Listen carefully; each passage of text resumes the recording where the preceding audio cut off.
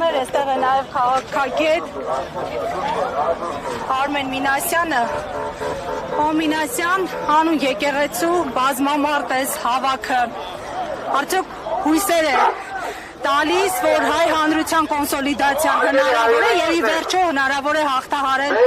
իշխանությունների ստեղծած կեղծ օրակարգերը։ Միշտ նույնիսկ երբ գործողություն չկա, այսօր երբ արդեն կա որոշակի նախաձեռնություն, այդ հույսերը բնականաբար ավելանում են եւ ես իսկապես լիահույս եմ, որ գոնե այս անգամ կստացվի հասնել այդ լրագրվանին։ Մինասյան, Ստամբուլյան օրակարգերին անդրադառնալով Փաշինյանը հայ համայնքի հետ հանդիպմանը ասաց ինչ կա, Զանգեզուրի միջանցքի հենց անունը տալիս ենք, ասում են Թուրան, էսեն ինչ կա, թող իրենք էլ օգտվեն, մենք էլ օգտվենք, էս մտածելակերպը արդյոք ճշմարիտ է, հաշվի առնելով տարածաշրջանային իրողությունները։ Տեսեք, ամբողջ խնդիրը տերմինների մեջ է, երբ որ ասում ենք Զանգեզուրի միջանցք, ինչ ենք նկատի ունենում, դա Հայաստանի ինքնիշխան հսկողության տակ եղած ճանապարհ է, որտեղից Ադրբեջանն ու Թուրքիան օգտվում են ճիշտ այնպես, ինչպես աշխարհի մնացած երկրները, թե դա ինչ-որ արտոնյալ ռեժիմ է նախատեսում առանձին պետությունների համար։ Հասկանում եք, այդ միջանցքը քարոզչական կլիշե է, որի տակ որևէ մեկը ոչինչ չի բացում։ Այսպեսին միջանցք չի, ճանապարհ է, թող իրենք էլ օգտվեն, մենք էլ օգտվենք։ Okay, 2021 թվականից սկսած ինքը ասում էր, որ մարզակետերն են պատրաստ, ճանապարհն է պատրաստ, երբ ուզում են թող օգտվեն։ Ճանապարհից օգտվելու որևէ սահմանափակում չի լինել։ Այսօր էլ կարելի է Հայաստանում հանդիպել թուրքական պետամարամեջներով, բեռնատարների, ճիշտ է։ Ինչ տարբերություն որտեղից է սահմանհատումը տեղի ունենում, բայց արդյոք միջանցք կոչվածի ներքո մենք ունենալու ենք Թուրքիայի կամ Ադրբեջանի համար արտոնյալ ռեժիմ։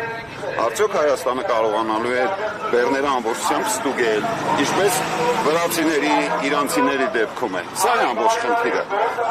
Մինասյան, երբ տարածաշրջանում հիմնական խաղացողներից երկուսը Իրանը եւ Ռուսաստանը պատերազմի մեջ են, Հայաստանի Հանրապետության իշխանություններն էլ ասում են, որ այս իրավիճակում օբյեկտիվորեն այլընտրանք չունեն, քան երկխոսելը թշնամիների հետ։ Այս հավաստիացումը օբյեկտիվ է թե ոչ։ Տեսեք, ցանկացած դեպքում, նույնիսկ կենցաղային մակարդակում երկու արևանների մեջ եթե անգամ կոնֆլիկտ կա, երկխոսությունը ճիշտ է, որտեղ երկխոսությունը բացառում է ուժի գործադրումը կամ առնվազն նվազեցնում է, բայց այդ երկխոսությունը պետք է ունենա օրակարգ։ Ինչի շուրջ ենք երկխոսում։ Երկխոսել սեփական կապիտուլյացիայի շուրջ, դա մի բան է, երկխոսը շահերի համադրման շուրջ, դա մի բան է։ Ինչի մասին ենք խոսում։ Այցելել է Թուրքիա Նիկոլ Փաշինյանը, ինչ օրակարգով, ինչ են զրուցել Էրդողանի հետ։ Տարածաշրջանային կայունության մասին։ Okay, Նիկոլ Փաշինյանն է տարածաշրջանային կայունության ապահովողը։ Հայ-թուրքական փակ սահմանի դեպքում ապակայունացնող էլի չկա, ինչ են խոսել։ Այսինքն Հայաստանի եւ Թուրքիայի ընդհանուր օրակարգը Իրանի-Իսրայելի կոնֆլիկտն է։ Հաշվի առնելով այս անհամարժեք իրավիճակը Հայաստանի դիվանագիտության, Հայաստանի իշխանությունների բավարար է գնահատում արդյոք ընդդիմության քայլերը այս իշխանությունների մերժելու կամ հակադրվելու հարցում։ Ես արդյունավետ չեմ համարում, ավելին, ես տեսնում եմ, որ ընդդիմությունը այսպես կոնսոլիդացված չէ, ինչպես եւ հանրությունը։ Կան տարբեր շահերի խմբեր, կան տարբեր շահեր եւ հիմա կարծում եմ բոլոր նրանք, ովքեր չասենք ընդդիմություն, որտեղ ես ընդդիմություն բառը մի քիչ այլ իմաստով եմ օգտագործում, բոլոր նրանք, ովքեր դեմ են Նիկոլ Փաշինյանի եւ նրա կառավարմանը, պետք է այդ շահի շուրջ